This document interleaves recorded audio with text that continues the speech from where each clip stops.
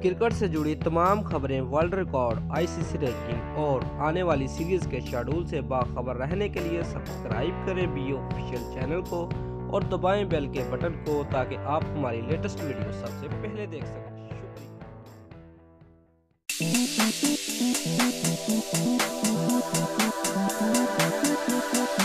Views ball tampering scandal की जिद में आने वाले ऑस्ट्रेलियन कप्तान स्टीवन स्मिथ और ओपनर बल्लेबाज डेविड वार्नर को एक साल की पाबंदी आयद कर दी है। दोनों क्रिकेटर एक साल तक कोई इंटरनेशनल मैच नहीं खेल सकते, लेकिन डोमेस्टिक क्रिकेट खेलने की इजाजत है। व्यूज अगर बात की जाए मोहम्मद आमिर का जब 9 बॉल का स्कैंडल सामने आया था तो सलमान बट, मोहम्मद असफ और मोहम्मद आमिर पर 5 साल की पाबंदी लगाकर इनको जेल भेज दिया गया था और हर तरह की क्रिकेट खेलने पर पाबंदी लगाकर पाकिस्तान क्रिकेट टीम को तबाह कर दिया था। व्यूज जैसा कि आप सब लोग जानते हैं कि सदियों से ऐसा होता आया है कि गोरों के साथ नरम रवैया और मुसलमानों के साथ सख्त रवैया इख्तियार किया जाता है।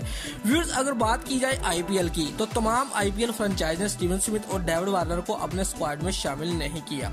अब ये बातें सामने निकल कर आ रही हैं कि अगले साल होने वाली पीएसएल में स्टीवन स्मिथ और डेविड वार्नर किसी एक फ्रेंचाइज का हिस्सा होंगे। क्या इन दोनों खिलाड़ियों को पीएसएल में शामिल करना चाहिए या नहीं? कमेंट में अपनी राय का इजहार लाजमी करें।